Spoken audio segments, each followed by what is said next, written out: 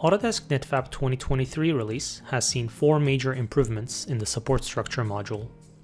The first improvement is around filtering support scripts. Netfabb users can now easily filter their custom support scripts versus the support scripts included with the default Netfabb installation. The second support improvement is around baseplate support action.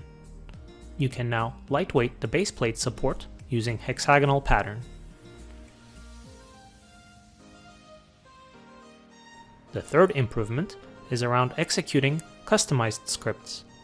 Using a customized script, you can generate a parameter table and select any support input to become a parameter.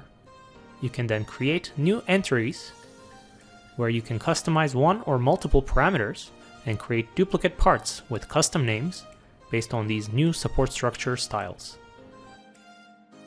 This dialog even allows users to import or export the parameter tables as CSV files and control the position of duplicate parts on the build platform.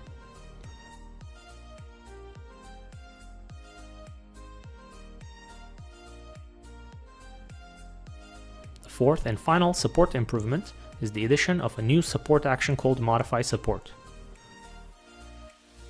This action allows users to select multiple support entries by a defined criteria and modify them simultaneously.